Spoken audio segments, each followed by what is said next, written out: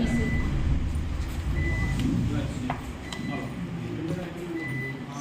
यह फिलन एवं एनसीईआरटी पाठ्य पुस्तकों पर आधारित शिक्षण प्रशिक्षण का प्रारंभ प्रार्थना सभा से हुआ। तत्पश्चात शिक्षक प्रतिभागियों द्वारा प्रतिवेदन और प्रेरणा गीत प्रस्तुत किया गया।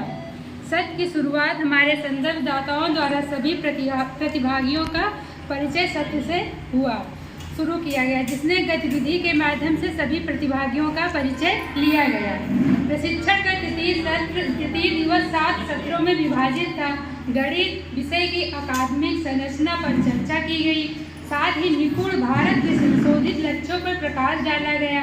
पाठ्य पुस्तक, कार्य पुस्तिका एवं शिक्षक संदर्शिका के महत्व पर, निपुण उद्देश्यों की प्राप्ति की भूमिका पर विस्तृत चर्चा की गई।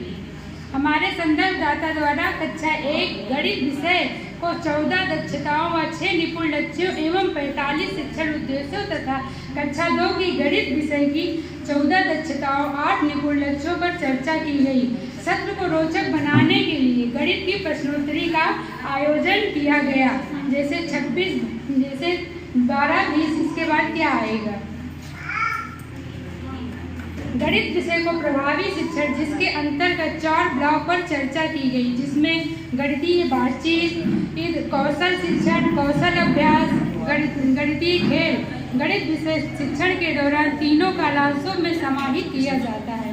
इसके अतिरिक्त गणित शिक्षण की पंचाली प्रणाली अर्थात परिचय, बोध, अभ्यास, प्रयोग पर परिचर्चा की गई और GRR की अवधारणा पर चर्चा की गई, जिसमें GRR में मैं करूं, हम करें, आप स्वयं करें।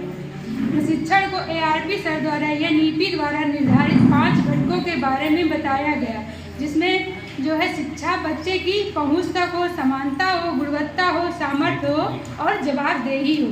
इसके पश्चात हमारे संदर्भदाता द्वारा पंचकोश प्रणाली के बारे में चर्चा की गई। पंचकोश प्रणाली में पहली है अन्नमय कोश, दूसरा प्राणमय कोश, तीसरा मनोमय कोश, तीसरा है विज्ञानमय कोश और 5वां है आनंदमय कोश। गणित विषय की तीनों कालांशों का विस्तृत उल्लेख करते हुए ARP सर द्वारा प्रक्रियात्मक प्रवाद, इसके तीनों स्तंभों सटीकता, दक्षता और लचीलापन की समझ बनाने का प्रयास किया गया। मानक गैर मानक पर चर्चा की गई। गणित शिक्षण को अधिक प्रभावी बनाने के लिए परियोजना द्वारा उपलब्ध कराई गई विभिन्न प्रिंट सामग्री एवं गणित किट, चित्र, कहानी, पोस्टर आदि पर चर्चा की गई। इसके साथ ही हमारे संदर्भदाता द्वारा स्थानीय मान की अवधारणा को समझने में होने वाली कठिनाइयों पर चर्चा की गई। इसके अतिरिक्त जोड़ सिखाने के चरणबद्ध तरीकों पर चर्चा किया गया, साथ ही समूह कार्य और प्रस्तुतिकरण कराया गया। गणितीय संक्रिया में घटाव सिखाने के चरणबद्ध तरीके पर परिचर्चा हुई। प्रशिक्षण बहुत ही रोचक रहा। हम आशा करते हैं कि इस प्रशिक्षण में हमने जो कुछ सीखा है उसका उपयोग कर हम अपने शिक्षण को प्रभावी बनाएंगे। धन्यवाद।